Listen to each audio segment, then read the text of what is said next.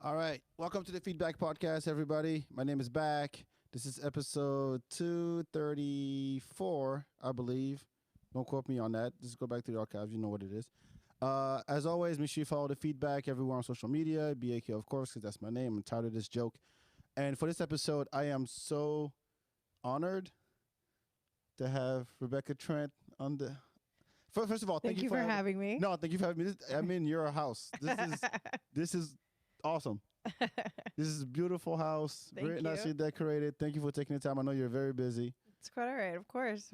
No, I mean, it really means a lot. It really means a lot. As a comedy fan, as a comic myself, and as a big supporter of what you've done, I'm like, holy shit! I can't believe I'm sitting on your couch. Well, welcome. No, Thank you for having me. This is going to be fun. Yeah. But well, I'm gonna start with the accolades, and then we can dive into whatever the hell the conversation Okay. goes to. I don't know if you heard. First of all, congrats on Skankfest. Thank you. That was Thank you very incredible. If you haven't listened to it, we did a whole recap podcast with Aaron Cheatham about two or three episodes back. Go back and listen to that. But holy shit, that was Christmas. It was a lot of fun. And every time I ran into you, I was like, holy, this is dope. Rebecca, this is dope. I'm high right now, but this is dope. There was a lot of that. There was a lot of that going on. I can't imagine what it takes to put something like that together. It was, it's incredible. There's a huge team. A ton of us work on it pretty tirelessly.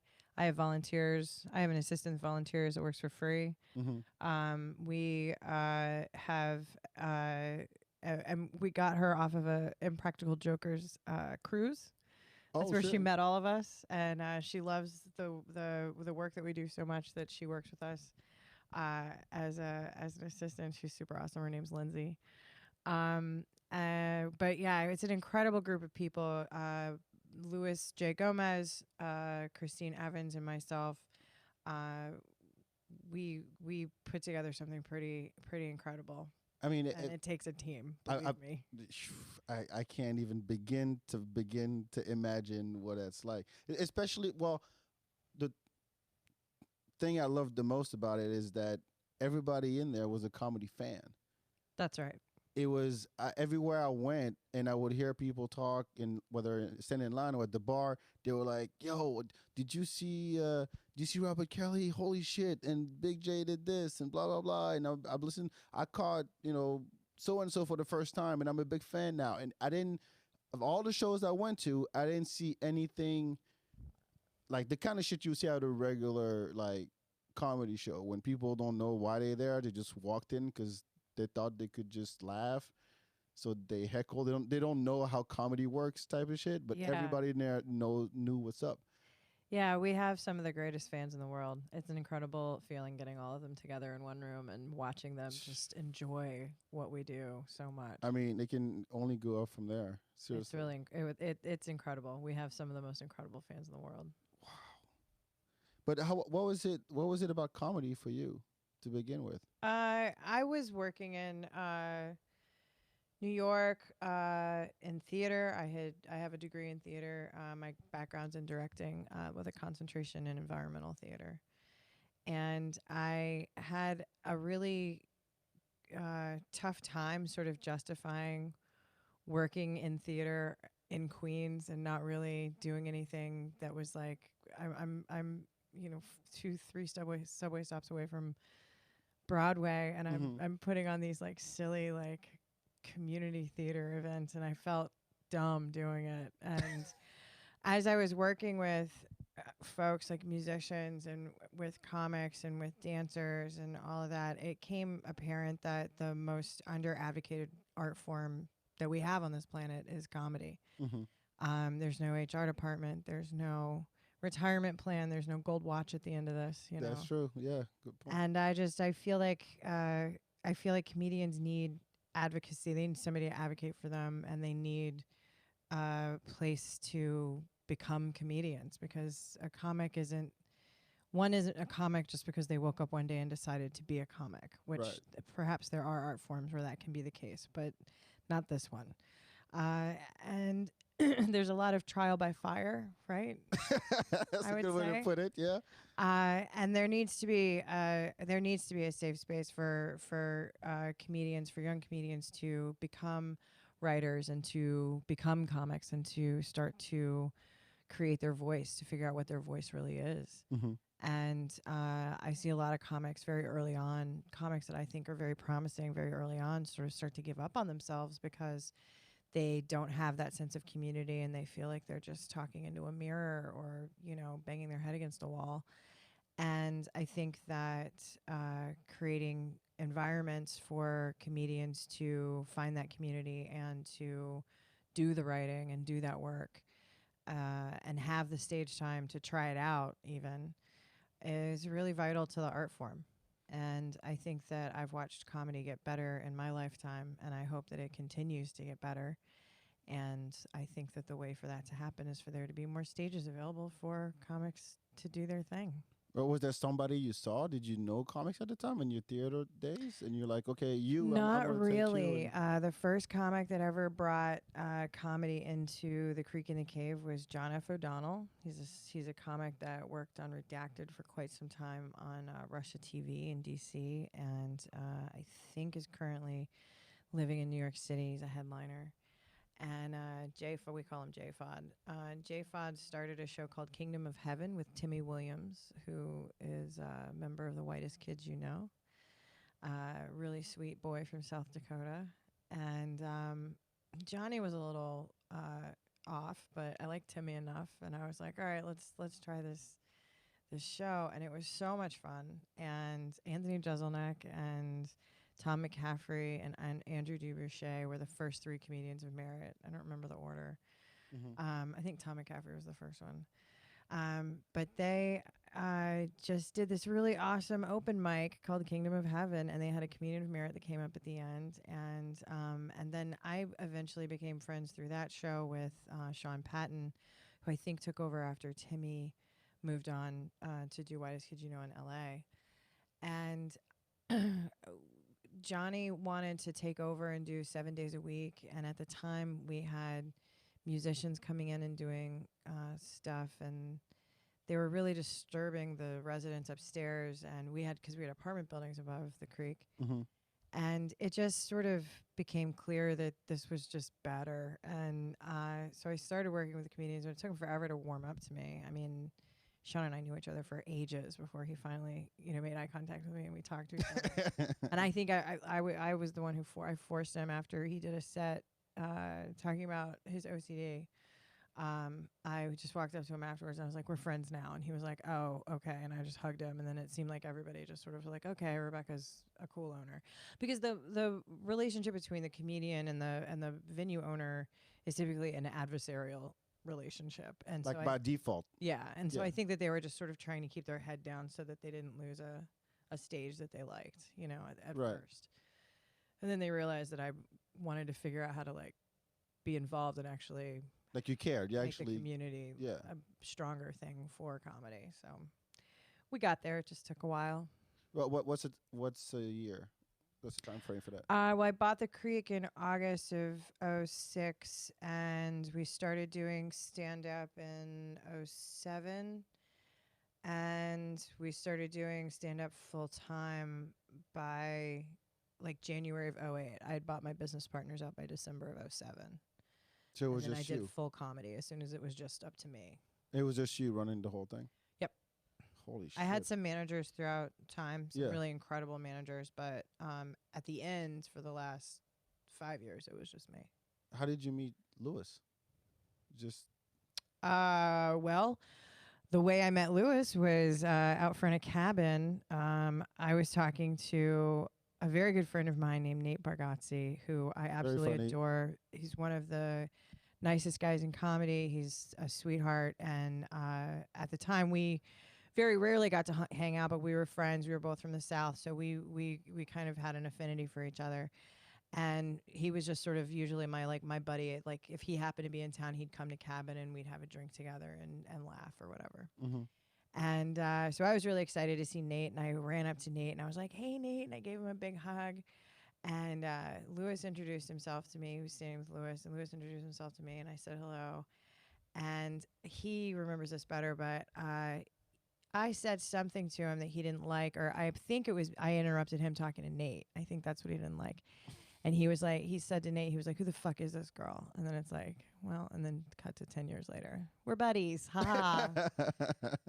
Lewis was not a fan of Rebecca the first time that he met her, but that's all right. I win him over eventually. I mean, I've met him a couple of times. I can't say that I know him, but I'm a big fan of what is done. Lewis is a delightful tornado. That's a good way to put it. I adore him. That's a good way to put it. He's great, but the energy sometimes can be a little daunting. Because I found out about Lewis and Big J through Robert Kelly. Okay, yeah. The old You Know What Dude podcast. I've been listening for years. Yeah. And that's how I found out about Dan. So you know who Kelly Festuca is? Yes. Okay. Those days. So those days. Yeah, okay, I got it. Kelly Festuca. Got it. When Dan would do her impression of her. Oh my God. It would make me laugh until I was crying. Until I was crying. Yeah. I love it. And then I remember, so I think a couple years later, Dan came down for Moon Tower. Okay. And then I was like, and I asked him, I said, is Lewis really like that? Like the way he was on the YKWDs, you really like that in real life? And Dan was like, yeah, that's Lewis. I'm like, oh, well, shit. Good to know. Yeah, I love that show. It was so much fun. It's really amazing to get to see your 3-4 funniest people that you know, your friends, your 3-4 funniest friends, just be in a room together. And I got to be on one of the old day ones. Bobby wasn't there. It was Ari and Dan and Lewis. Oh, okay. It was after Kelly had been gone, but God, I don't think I said a word the entire episode. I think I just laughed the entire episode. It's just so much fun watching them interact with each other. Just being around. I mean, this is kind of, as you know, I'm a huge comedy fan, like 20 plus years, even French comedy, back when I was in France. And I always enjoyed that energy, and I've been lucky enough to be around guys like that. And I'm like, holy shit! Just being a fly on the wall, like, I don't have to say shit. Just that energy alone is like, it's electrifying. I fucking love it. Yeah, exactly. I fucking love it. It's great. But you never wanted to try it yourself, did you? I've been on the dais for a couple of roasts, just so people knew they could take shots if they wanted to. Like it just it. And I do write my own jokes for those when I do that, and I will crack a joke every once in a while on social media. But usually, if I even come up with an idea for a joke, especially if it's topical, I wait a little while to let somebody, like a comic, have the idea, because it's not like we saw so much evidence of it, but especially like at the beginning of the pandemic when everyone was doing the exact same thing, the Twitter feeds were just carbon copies of each other. Pretty much. So I try to space stuff out or give it time, unless it's like a specific joke, like about like a booker's experience or something like that. Then I'll say it. But I don't know. The truth of the matter is comedy doesn't need more comics. Comedy needs better other stuff. Comedy needs people to make themselves useful in other ways rather than just being a comic. What do you mean by that? I mean, I like where I am. I like being the person who has the stage and that can help people learn how to produce and can help people learn how to program and learn how to headline their very first show. Like I get to see some of the most amazing comedians on the planet, but I get to see them like 15 years before everybody else does. Right. And it's incredible. I mean, like I can't even begin to tell you. It's one of the things. Sean Patton, who one of my oldest friends in comedy, obviously, he's coming back in January. I can't looking wait. forward to that. But Sean, the last time he was here, we were reminiscing. We were talking about some of the greats that walk through the doors at the Creek and the Cave, and people start rattling off all these incredible names. But the one that we always sort of stop on and get quiet about is Donald Glover. Really? Yeah, because Donald, he did his first stand-up show was at the Creek. His first time he ever did his hours at the Creek. The first time they ever aired Mystery Team, which was the movie that the very first movie that Derek Comedy made. Mm-hmm. The first time they ever aired Mystery Team, just for notes, they wouldn't even let me in the room, was aired at the Creek in the Cave. The second time it was ever aired was also at the Creek. I think I got to see it then. And I've seen that movie like 5 times since because I love it. Donald DC Pearson and Dominic Dirks are just so incredible in it. And it was just such it's a fun movie. It's such a fun movie.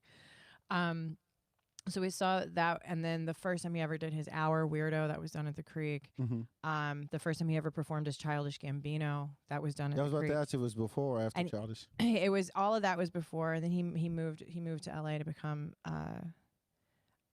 member of the long running TV show Community. It was on NBC, I think it was. Mm-hmm.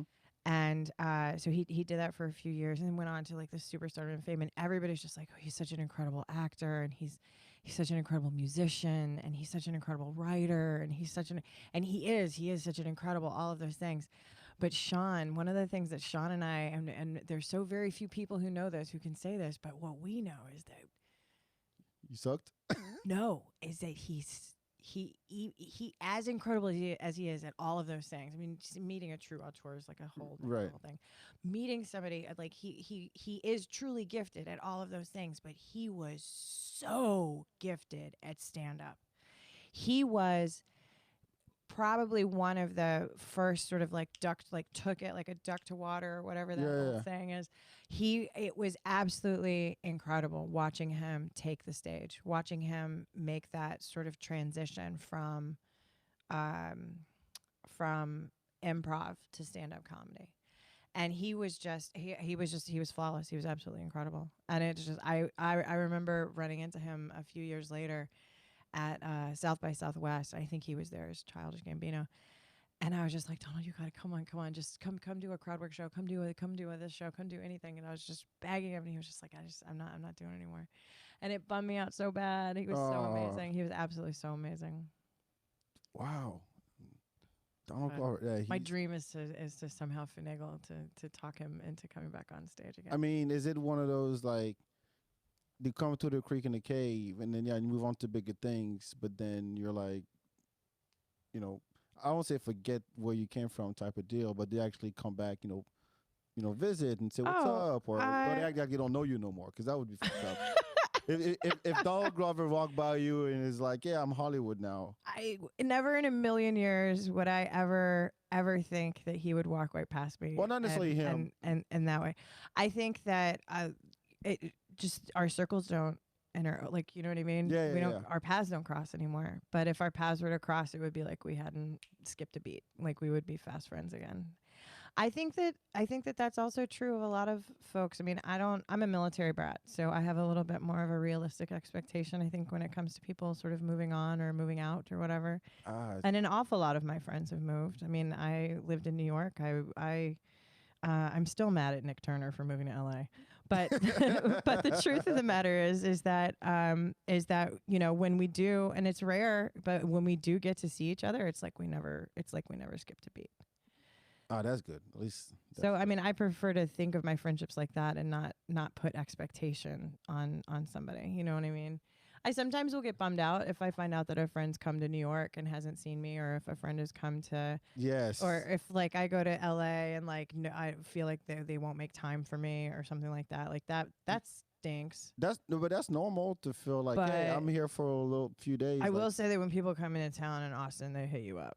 Yeah. There's not much to do, so I think there's not nearly as much to do. So I think, and not as many people to visit, you know. So I think that I'm on a shorter list now, so it's easier for me to see my friends. Well, compared to New York, I'll give you that. Yeah. I love going to New York. It's always a blast. I've told so many New York stories on this podcast, going to the cellar and all that stuff. But so how you liking it here so far? I like the outdoorsiness of everything. I think that's great. I think that we really need to, as a group, just agree that restaurants need to stay open later, and the post office needs to stay open later. There's just there's so many people here now. You know what I mean? And so I think that my biggest issue is an issue that I share with Tim Dillon. is that the restaurants all close at 10 o'clock, and there's nowhere to get like a really nice corporate steak at midnight. And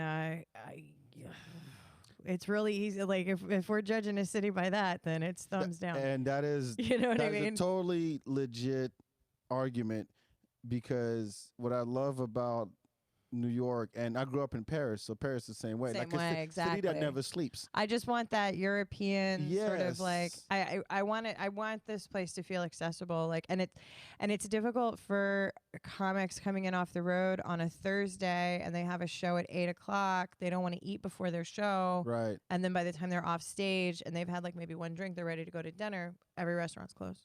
Whataburger. Yeah, 24 I mean, and I just can't keep feeding these amazing artists food from a brown paper bag. Not to say that I don't eat from a brown paper bag. I was cleaning up this apartment like a mad woman when I realized you were coming over an hour ago. Really? And and I was throwing away Wendy's bags and like, I'm not judging. When there's a Wendy's around the corner. So I'm not judging, but I am saying that like it's just not okay to like have that be the only option, Like even the fast food places, a lot of them close early here. I found out last Sunday that Chick-fil-A closed on Sundays. Oh, right. Well, I didn't know. I never go. That's sort of a historical. And then they've always been closed. there was another one that, like, they didn't even let people inside. McDonald's didn't let people inside to eat. Pete Terry's. Well, most of them either. aren't letting people inside to eat. Right Really? now. Yeah, COVID. Fuck. At least they Well, stopped in New York. I'm assuming that's what it is here, but they don't let you eat inside at Pete Terry's, at Wendy's. Whataburger does. I haven't tried McDonald's. Whataburger does, and In-N-Out Burger does. I think. Yeah. I haven't been to In-N-Out either, though, but I've seen people inside eating. Actually, a couple of weeks ago, I went to Pete Terry's, gathered to go, and went to Whataburger to eat it. That's hilarious. And nobody said anything. I love Pete Terry's, though. Yeah. They're my favorite out of the three. Really? Yeah, for sure. Oh, They have the best Whataburger all fries day. by far. Best fries by far, Pete Terry's. There's no question. Absolutely. Oh, absolutely. I can't believe you're squeaking at me. Have you had Top Notch? What is that? That's low up north. It's No. it's known for where Dazed and Confused was shot. Okay. It's literally Is that a chain though? no, it's just one. Oh, well, no. I mean, you can't even compare that then. Why? Because we're talking about Pete Terry's is like fast food.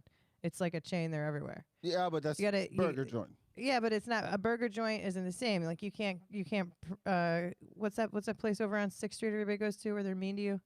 Camino's? El Camino? El Camino. Yeah. You can't that's a burger joint. You can't compare that to Pete Terry's. That's not fair. But isn't Pete Terry's from here? I think It is. Yeah. Yeah, it's a local fast food chain, but it's still a chain. It's all over Texas. Not a fan. Really? I'm deeply upset. I'm about to get kicked out of this apartment. As a new Austinite, Really? That's your I have to introduction? tell you that I think that what are you siding with, that LA company? Look, I will Was it take that In-N-Out I will take you to a bullshit? better burger joint. Burger joint, fast food and burger joint are two different things. I can take you to a better burger. The Jew Boys is amazing. Have you been there? No, I have not. Oh boy, that's Really? a good damn burger over there at Jew Boys over in Austin. Oh boy, I had I can talk about the food Five here burgers. forever. Five Guys. yeah. Five Guys is fast food. You can compare Five Guys to Pete Terry's. Okay, so yeah, Pete Terry's over Five Guys. Right? Yeah, I'll give you But that. Pete Terry's is pretty good. I'll give you that. The fries at Whataburger are dope though. I still They're like always the Pete they're Terry's always ones, though. fresh. That's So are the Pete Terry's ones. Those are hand cut. yeah. What are you squeaking at me for? I'm about to get kicked out of this apartment to the balcony. Fuck you back, Pete Terry fries. But have you done anything since like? I mean, What do you you live mean? close. I went to Barton Springs. Yeah, well, shit. For a day. That was awesome. I went and had a really great time at Barton Springs. Let's see. I have been to True Lux, which is a really fancy restaurant. Chain. I've been to Pesce's. Pesce's dope. I've been to So all downtown, pretty much. I mean, I don't know. I went to Have you ventured out of downtown? I guess is a better question. I mean, I went to like Best Buy. Like, what do you mean? I have to go shop and run errands. Well, there's They're not downtown. there's stuff in Domain. gotten There's stuff off. Massages. Domain is a pain in the ass. Okay, let me not say go that. ahead. It's just, okay. First of all, there's too many people there. It's impossible to get a seat to eat. I went to Domain, Uh-huh. right? I was in the mood for some stupid, I can't remember what the food was, probably seafood. I always love seafood. So I was in the mood for something, and I found this place. I drove out there because I don't have, like, I'm lonely, so I was just going out. So I go and, like, I'm sitting down to eat, and I asked for the wine list. So I'm clearly gonna spend some money on wine, and they come to me, they give me silverware, and then they walk away, and then nobody comes back for 25 minutes. Is that bad? Are you kidding me? Oh, because you lived in France. It's different there. Yeah, dude. Exactly. Okay. I've been in long enough. Don't get me wrong. Yeah, no, I understand. But this is not, I expectation. wasn't at a bistro, so I was not expecting European service, if you will, sir. Okay. So so 25 minutes, and I watched a table get their menus, put their order in. Uh-huh. And I watched them come and, like, refill I still hadn't even gotten a glass of water. Nothing. There was nothing on my table. So I finally was just like, okay, I got forgotten. I'm gonna leave.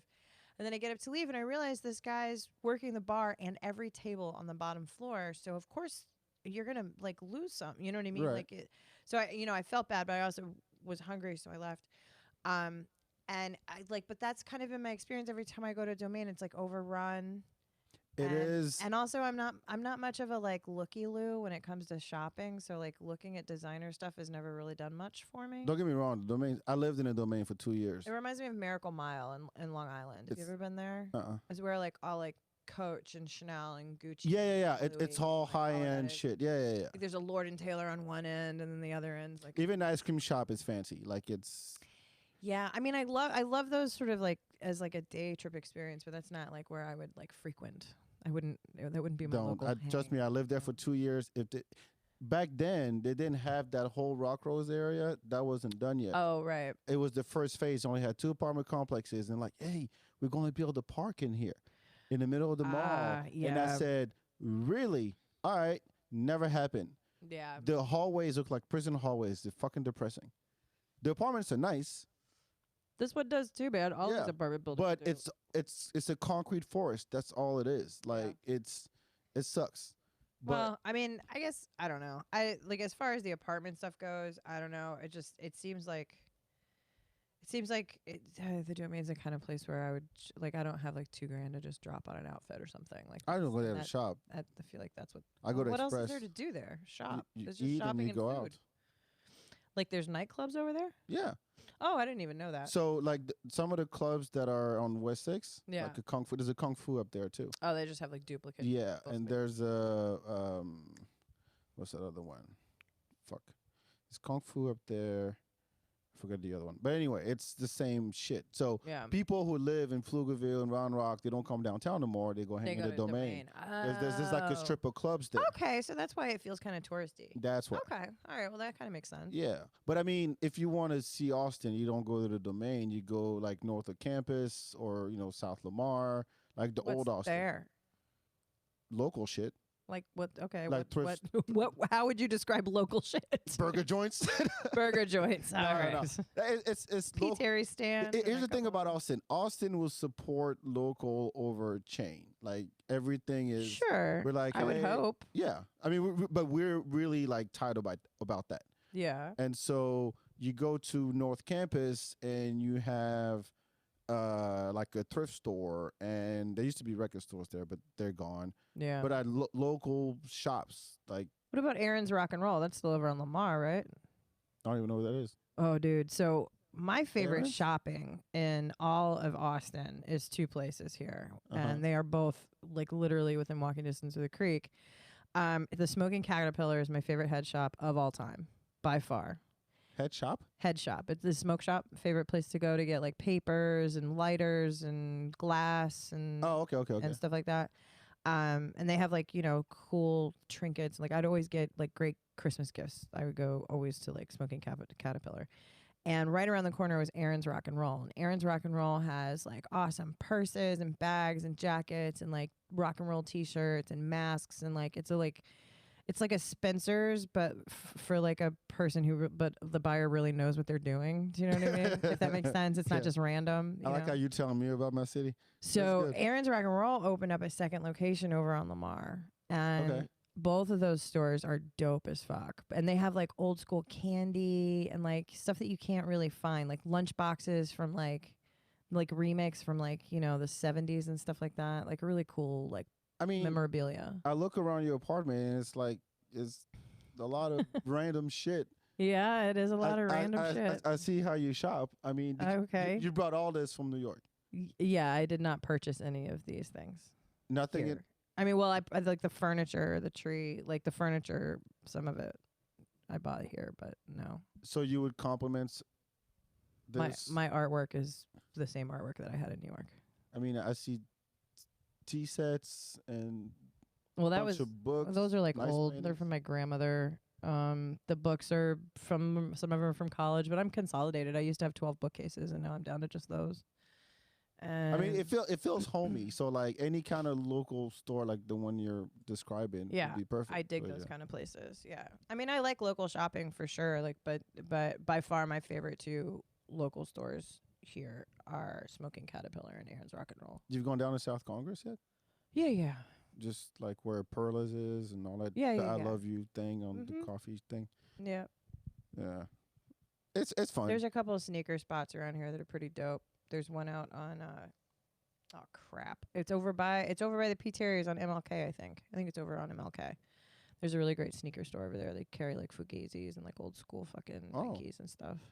See, this is how much I shop. I hate shopping. So I Actually, go out there sometimes. I hate shopping. And I'm trying to think what else have I done? And I've tried to go places and like showed up and they've been closed or like the show was canceled or that kind of stuff. Oh, you know what I really want to try though? What? There's this new stupid thing that people are doing called eating in the dark, and you literally like go in and you have to blindfold yourself and you eat in the dark. I want to do that, and that's coming in I think January 13th. That's not from here though. It's they didn't have that in New York too. No, I don't. They might have. I just never happened to catch it. But like this is I wonder it's how that showing works. up on my Facebook feed, which They is how blindfold you and you gotta eat. yeah, you got to figure out where the food is on the plate. They tell you what it is at least. Nope. What? Nope. You get to choose between vegetarian, seafood, or meat, and Just meat. It just says meat on the menu. I mean, you can't no, read the menu Like anyway. they describe like the flavors. Like, you know, the first course is going to be this, second course is going to taste like this, and the third course is going to be a surprising blend of blah blah blah. You know. I mean, you can be eating like lamb head and have no idea that you're eating. True. Lamb Yeah, head. absolutely. Yeah. You'd have Lamb head is really good actually, but it's I would delicious. recognize it. People love a good cheek. Oh no, brain's good. But I mean, yeah, but I'm saying the lamb cheeks are pretty good too. I want to try that. And we have all the biggest thing now is this whole like fusion shit Yeah. that we have a lot of like Yeah. barbecue and Japanese food and I think the best true fusion restaurant I've ever been to is Sushi Samba. And they do Peruvian and Japanese. And it's incredible. Kamuri Tatsuya is a dope one too. What is that a fusion of? Barbecue and Japanese. Uh-huh. The owner's Japanese and it's way out on 2nd Street going east. Yeah. Really, really. They have a on their menu it says like how crazy do you want your food? Do you want Kenny G crazy or James Brown crazy? But it's like octopus something with some sauce. It's actually pretty cool. I'm not a fan of the I don't eat octopus. That's the one thing I don't eat. Takoyaki all day. I don't eat octopus. I'm a big fan of octopuses. They're my jam. So, But I mean, you're right. Like Austin, if it rains, it fucks up everybody's day because everything's outside. We have so yeah, because you can't look at the bats or go kayaking or paddleboarding. Or I mean, whatever. you look at any of the dating apps. Everybody's like, oh, I go, paddleboarding and get on the lake it's all and outdoors. waterboard. It's like okay, and if it rains, you're fucked. Then you just If it's finish rains, out you and go drink. to a comedy club. Hopefully, All right. That's my pitch anyway. hopefully. Also, if it doesn't rain, go to a comedy club. Look, Tired from paddleboarding? Go to a comedy club. look, I'll tell everybody. And people I run into, and they go, "Oh yeah, I just walked in here, and then there was a open mic. There was a mic. There was comedy." I'm like, "Where? There's comedy everywhere." Well, yeah, but okay, you have to understand, this country is really fucked up when it comes to comedy, okay? We literally have a saying in this country: everybody's a comedian. It's a True. saying. It's a saying in this country. We tell ourselves that everybody's a comedian. Yeah. There's absolutely no respect whatsoever for comedy. We aren't taught it that it's a possible profession. Even like growing up, we're taught to sort of clown on comedians. We call them clowns. We're taught to disregard them as an art form. We're taught to disregard them as people. We're taught to cancel them. We're taught to do terrible things when it comes to comedy. Mm-hmm. And so because this country has always had such a disregard, that blatant disregard, that lack of respect bleeds into every part of it. And that's very much an example of it, you know? I don't think they understand what it takes to do that. No. Or And how brave you have to seriously, be. I Or did, delusional. Yes. I did a show on Thursday at a brewery in San Marcos in the middle of nowhere. There was the only black person there. Uh-huh. And then there's always the dude afterwards that's like, yeah, I think I can, I think I want to try it. I'm like, dude, go for it. See what it takes. Yeah. See what it takes. Like, you can't be, and you, well, I'll crack my friends up all the time. And, I'm the funny one in the family and at work, in the break room, I'm the one with the jokes and blah, blah, blah. I'm like, yeah, shut the fuck up and just get on there and try and see what happens. Right. Would you rather be the funniest person at the water cooler or the least funny person at the open mic? It's up to you. Either, you know what I Pretty mean? much. But I mean, there is a sort of like, I mean, we used to have this running gag, and I don't know what it's going to be like this year, but at the Creek and the Cave in New York, where I would legitimately be like, I'm not going to go anywhere near the open mics until from January 1st until at least after Valentine's Day. Mm-hmm. Because everybody's New Year's resolution is to become a fucking comic. Oh, I never thought of So that. we would get inundated at these open mics. We would have like twice the amount of names in buckets. People would start to get mad because they don't know the culture and they think that they're entitled to stage time. Oh, and it would get very confusing for people. There was a lot of like re-education for like reprogramming people, like educating them on the culture and stuff like that in the beginning of every year. And it would last a good 6 to 9 weeks, depending on when you give up on your dreams or whatever that dream. Depending on how much attention span you have for yourself that year. Pretty much. Yeah. Pretty much. But and like I said, comedy doesn't need more comics. Comedy needs more useful people in the comedy scene, but comedy doesn't need more comics. So I would encourage anybody to make it their New Year's resolution to perhaps become a producer rather than a stand-up comic. Yeah. That would be lovely. Start a podcast and interview comics. Oh, God. Comedy also does not need more podcasts. I think that is something that we can say. People are constantly telling me I should start a podcast, and it's like, why on earth? Why on earth do we need more? You tell me. Why do we need more podcasts? I don't think we do. I don't think we do either. I don't think we do. It's like we need to take care of the ones we have. True. But I think that people don't just dump into it, don't realize that with everything, it's about consistency. Like, I've seen so many comics, I start a podcast, and like 3 months later, it's done. And you're like, so what was the point of all that? Well, it's work. Like any, podcasts are difficult. They're not easy to maintain. And I've been involved in a podcast network here and there. I produce a podcast now on the Starburns network, which is the folks that were behind Rick and Morty. Mm-hmm. And the podcast is called Six Unseemly Questions with Victor Varnado. And it's a great podcast. And I love that it exists in a world of podcasts. But I often find myself... sometimes there are comedians in the world who sort of feel like they're going to have a podcast and sort of skip the part where they have to become a good stand-up comic, True. There's a little bit of danger in it because it has a little bit of a karaoke-esque kind of feel to it in a way, And also, podcasts are difficult to gauge, like, actual material as far as, like, creating material for stand-up comedy. Yeah. And people will be like, oh, this killed on my podcast. And it's like, it killed with your two best friends named Booger and Snot that you do in your mom's basement, I killed on my own podcast? Oh, yeah. I mean, I mean, it sounds silly, but like, when you're new, silly. You tell yourself anything you can to keep yourself going, I think. By all means, go for it. But, But, yeah, I don't know. Sometimes I feel like it does a disservice to the delusional. If True. is that a thing? I don't. Well, if you think about it, like, oh, I'm gonna do this, that's gonna propel me to fill in the blank, then yes, you're Absolutely. delusional. And I well, yeah, I know. I mean, I actually was saying, absolutely. You know, I think that that people also should be, people with this dream should be doing anything they can. And so if that's, you know, part of the tapestry for you, then that's great, you know. But it's just, it can be kind of exhausting. I also think that because I also look at, much like I do TV, I look at the podcast as kind of like a to-do list. So it's like the more there are, it's like, no, there's something else I have to go check out. No, there's something else. There's way too many. But like, also on the other hand, I'm like, oh yay, Disgusting Hawk has another episode. So like, you know, it depends. It just, it depends on what, it depends on what where my head's at in the moment, I guess. I try. I have about 5 that I listen to. Which 5 do you listen to? YKWD Okay. all day. I listen to Joe Rogan's every once in a while if the guest is interesting. Sure. I listen to I like the Verzi Effect because Paul Verzi? yeah, Yeah, he's great. I like Paul's joint.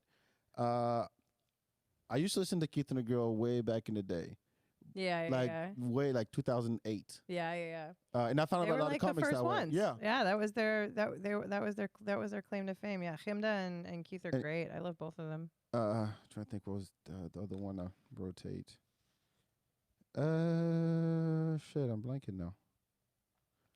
I'll hop here and there. So I go Legion of Skanks, Tuesdays with Stories, The Good, the Bad, and the Ugly, which doesn't exist anymore, I don't think. I'm trying to remember. Disgusting Hawk, which I loved. Oh, did you ever listen to Janelle's horror movie one? Mm-mm. That one was great. It had the coolest name too, and I can't remember it right now. It was like Don't Do That Girl or Don't Be That Girl, but it was like horror movies and like trash like romance movies and like it was really good. It was really funny. 6 Unseemly Questions with Victor Von Otto. And that one, I like Marina Franklin and Yamanika Saunders both have incredible episodes, and so does Eddie Pepitone, who I adore. I absolutely adore Eddie. I'm trying to think. What are some other podcasts? Do you obviously Legion? Did I say Legion of Skanks already? Okay, it was your first one. I was like, of course, it's gonna be your first one. Yeah. Okay. Do you remember the 10-minute podcast? Which one was that one? That was Brian Kellen, Chris D'Elia, and Will Sasso. No, I don't. So the whole, what I loved about it is that it was just 10 minutes. So they would just talk shit about each other for 10 minutes, and around 9 minutes and 50 seconds, they would start yelling at each other, and it would just cut off at 10 minutes. That's funny. That was really funny. That sounds like a funny concept. Yeah, but I'm like, I try to listen. I mean, at Skankfest, I got to see Miss Pat's live. I thought it was fucking dope. Miss Pat's really funny. That was really good. Hers is really good. The Pat down with Ms. Pat. Yes, the Loud Boys. I think they were Proud Boys. Proud Boys. No, the Loud Boys. Loud Boys. The Loud Boys and what was there was 2 of them and Dad Meat. Those were the 2 new ones this year. I tried to listen to it, and I was like, "Holy crap! How do you get a word in?" Show? I know they are truly. But loud. I'm a nerd just like them, so when they have like anime references, I get them and all that stuff. Right. I'm like, yeah, this is cool. But it's like how when you have 3 comics on and they just cut over each other all the time to where there's not really. Well, it's a learning curve. I think that, I mean, Legion of Skanks, you can listen to probably some of their earlier episodes. They probably had a tougher time figuring it out. Like, once you get good at it, podcasting is another thing you can't just wake up and decide you're going to do. Oh, no, just buy the equipment it takes, and do it on my phone. I mean, you can do that, but I guess my point is that there's a learning curve. Like, you do get better at it after a while. You do figure out what your audience wants, and you figure out how to interact better, how to not step over each other and stuff like that. I mean, the podcasts that used to really impress me were, if you go really back in the day, like the Round Table of Gentlemen. Oh, I don't know that one. Those podcasts, look them up. Those were all on Cave Comedy Radio. Okay. But the Round Table of Gentlemen was members of Murder Fist with Michael Che, Kevin Barnett, a handful of other comics that were regulars. And it was incredible because they would take over my office. They would have 12, 15 people in there sometimes. Wow. And they would still have a podcast that you could understand that people weren't 12 stepping all people? over it. Holy yeah, I mean, shit, it that's was gotta pretty be rough. impressive. Yeah. Wow. Yeah, it was pretty impressive. Like the ONA days when they were all. Yeah, well, I guess this would be in between. Like O and A would be before that because that back when Infinity Broadcasting was still on. Yeah, that was ages ago. Because they lost their. I feel like they were taken off the air and. Shit, it might have been 2000. I think it was before 9/11, wasn't it? ONA? That it ended? Yeah. No, I thought he went past that. Infinity. Well, they got fired after Summer of Sam. So maybe it was the summer after 9/11. Yeah, no, it was after that because I used to listen to Mike, Don and Mike and Ron and Fez and O&A back then. They were definitely on during 9/11. That was a bonehead move on my part, but so it was like the year after, or maybe 2 summers after that they got fired. Because then all of talk radio just disappeared from New York completely. It was horrible. I don't know. My reference was always was Tough Crowd. When I found out about Tough Crowd, like that was my go-to. Yeah, Tough Crowd was definitely my. I know so many people who got into comedy because of Tough Crowd. Oh yeah, Tough Crowd is by far my favorite television show that stand-up comedy has ever been. I totally agree. I Nothing comes close to Tough Crowd. The first time I ever met Colin Quinn, I literally just stood there and stared at him. Like I was like a complete starstruck psychopath. I just stood and stared at him. And I was so blessed to get to work with him. He was an absolute gem of a human being. That was without questions the coolest thing that I've gotten to do. Yeah. And we got to bring did you know that we did a reunion Tough Crowd at Skankfest. Yep. Were you there that year? No. This was my first one. Oh, this was your first one? This was the first one, yeah. All right.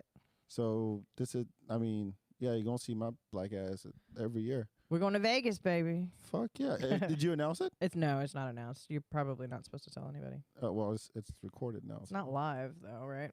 No, it's not, but this is... we should be fine. When are you going to announce it? I have no idea. Well, we're having our meeting this coming week, so hopefully, like, this weekend. Can I ask questions about it? Oh, no. When is it? When is this going to air? Not this week, the week after. Oh, then yeah, you can ask me questions. Is the format going to be similar, like in one place? Because that's what really That's the whole thing, is that you have to have it in one place or it's no good. I just saw the Netflix one that was announced. Oh yeah, it's like 100 comics, 100 venues, and it's separate tickets. I think that's awesome. It's going to be a fun experience for the people that get to do it, and I think that there's a lot of different ways that you can do a festival, that you can do a successful festival. The way that works for us is to have it all be contained and to feel like you're inside of the world of Skankfest, Right. And I think that, there's also a lot to be said that for, a festival like JFL that is definitely more spread out, multiple venues all over the place, but you're in the world of Montreal. So there's already this sort of like magic sort of like bubble that you're inside of. So it works. But, if we're going to just be in some venue in Brooklyn, it's kind of cooler if we make it, this is Skank World. You know what I mean? Yeah. So and I think it's better for the fan experience. Oh, it is, no question. No question. So I think, for me, it feels very easy. It feels very easy to get swallowed up by larger festivals, and most of my larger festival experience it would be, Bonnaroo and Just for Laughs and Moon Tower and South by Southwest. So like, those are the ones that I've.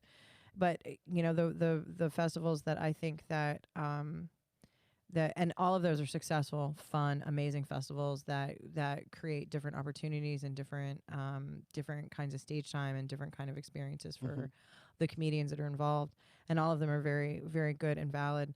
But I have found that the festivals that resonate the most with me, that I feel like I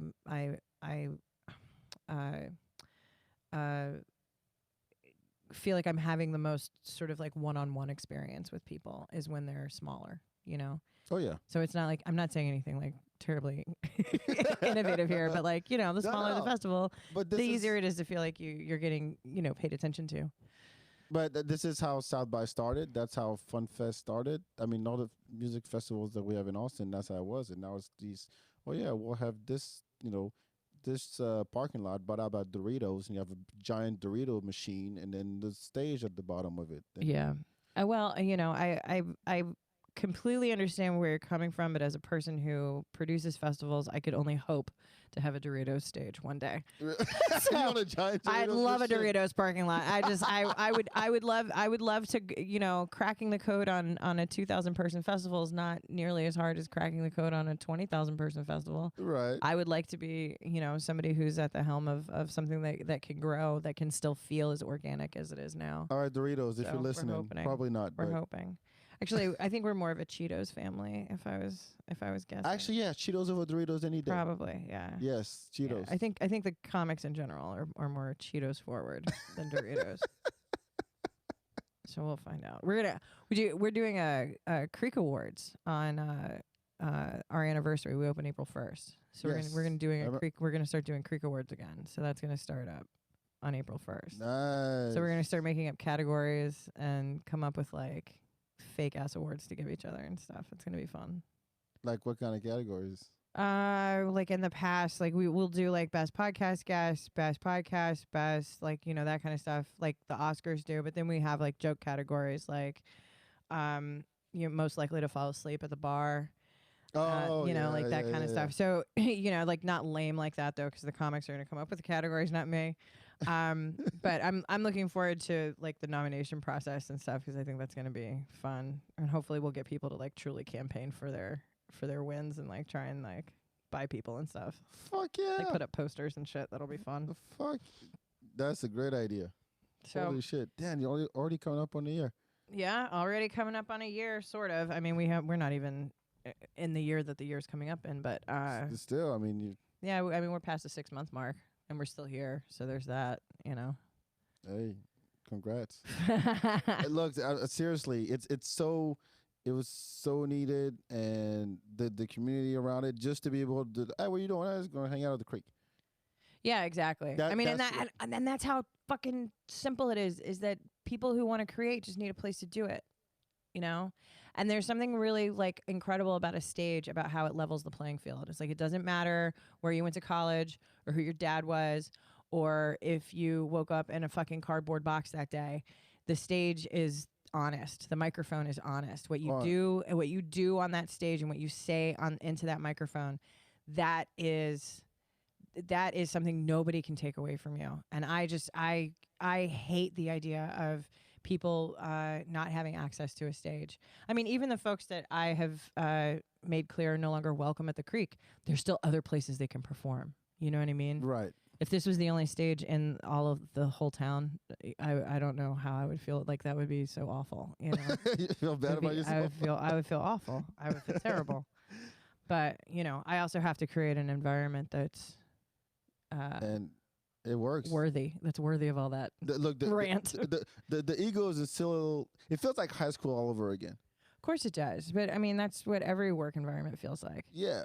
I mean, if you were working at Foot Locker, all the people at Foot Locker would be acting like a bunch of idiots and interacting with each other inappropriately and all that shit. You had the too. little crews here. They'd have little crew cliques. over here. Exactly. This clique over here. Exactly. It's the same way. It's the same way at a hospital. It's the same way. And politics are worse. You know what I mean? Like, so, talking to like pages and stuff like that, like folks who work on Capitol Hill, like it's all a cliquey, nightmarish, monstrous world, because you know what? Well, the way that we acted in high school is the same fucking way we act as adults. It hasn't really changed that much. No.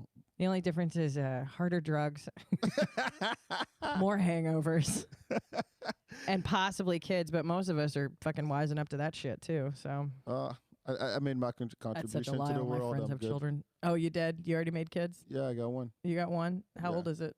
He'll be 4 next month. You like them? Of course I do. Yeah. Some people don't like their kids. He has my That's a name, so I legitimate better question. like him. Better be somebody. His name is Back? Yeah. Oh, boy. I recycle. Who's the mama? This girl from Arkansas. This girl from Arkansas. Does Yeah, the baby my live in Arkansas or here? No, she's here. She's here. Okay. Yeah, we just separated But recently. you co-parent. Yeah. Okay. It's going fine. Are you a good dad? Yeah, I'm a great dad. Are you as good as Louis J. Gomez? He's a really good dad. No, he is. He's a really good dad. And I told him so when I saw him. I told Robert Kelly the same thing. Oh, dude.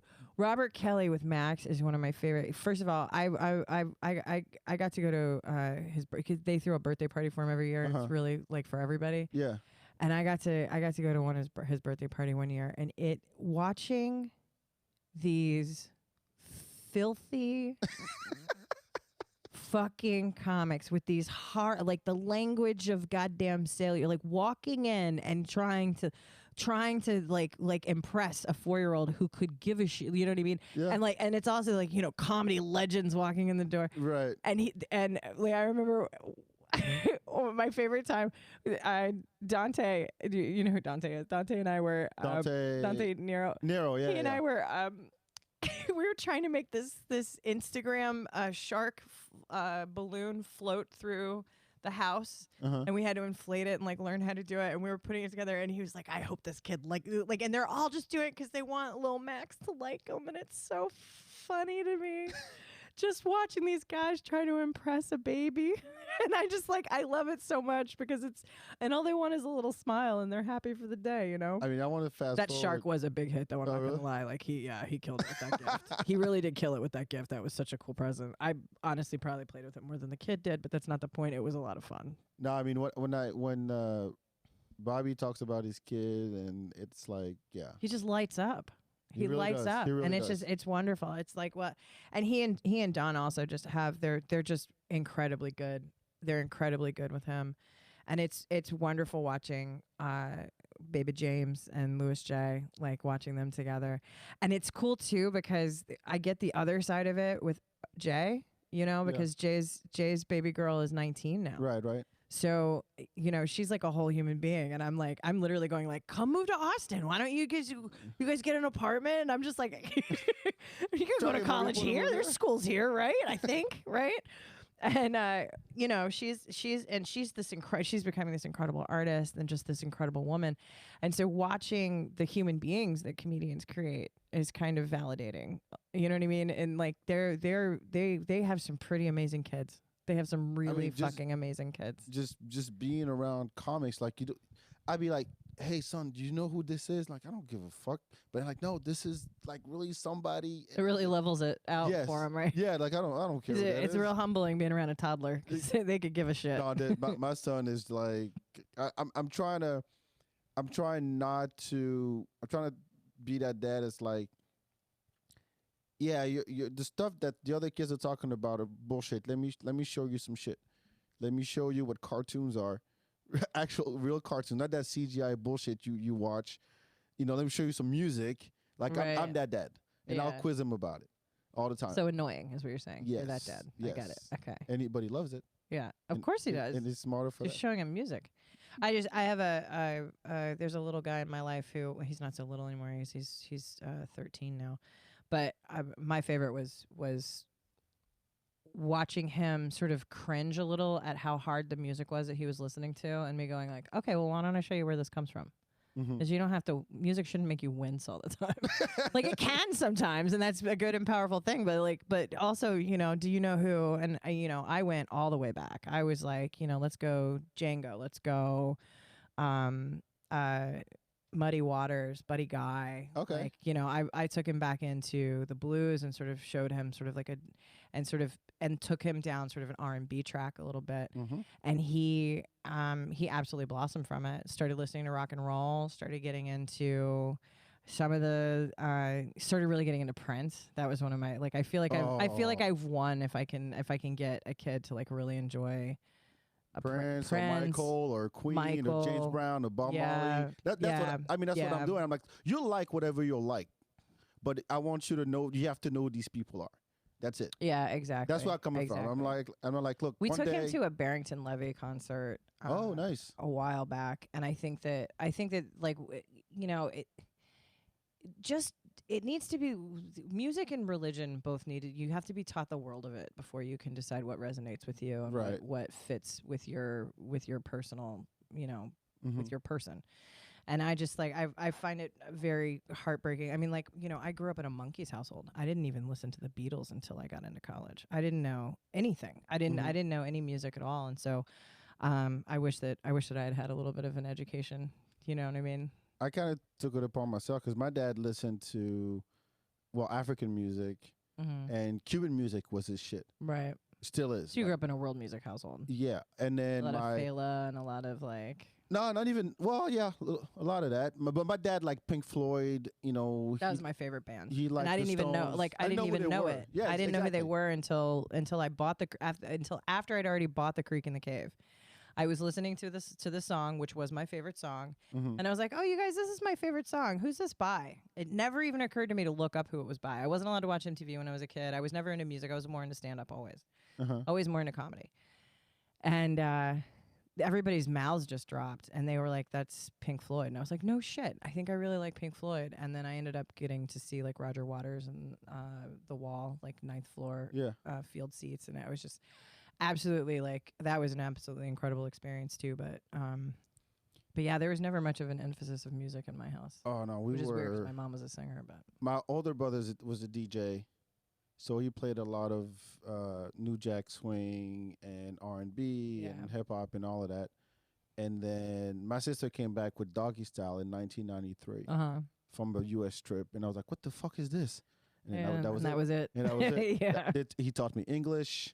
Yep. And then after that, it was Wu-Tang Clan and basically all the New York stuff. Hilarious. So, and that's literally how I learned. I talk about it all the time, but that's literally how I learned English. Yeah. Wu-Tang Clan, Mobb Deep, and Snoop. That's great. And then I didn't know who Run DMC was. Right. I didn't know who the Beastie Boys were. Right. But I kind of took it upon myself to actually do the research. Yeah. But anyway, I don't want to hold you up too long. You got stuff to do. I do have to go. I'm way over time right now. That's fine. Colton can handle it. All right. As always, make sure you follow the FeedBak, BAK. Where can people find you? I'm at Rebel Cave on Instagram. and at Creek and Cave for the venue, if you're looking for the venue. We've got some dope shit coming up for today's our Christmas party, but New Year's we're doing a retirement party on New Year's Eve where you come and tell your worst joke or the joke that you've told too much, the joke that needs to be retired for 2020. I got a couple. And I believe everybody should if we're honest editors. Yeah, I've got TJ Miller and Sean Patton and Mike Cannon and Dulce Sloan and Shane Torres and Rosebud Baker and a bunch of people coming down soon. Steph Tolev is next week.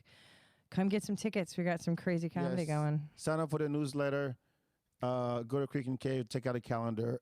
Always dope shows. If you just want to hang out, it's great. Check out some mics. And Rebecca, thank you so much. Absolutely, man. Thanks for having me. I appreciate it. It really means a lot. Thank you so much. All Talk to you next time. Ciao, Thank you. Bye.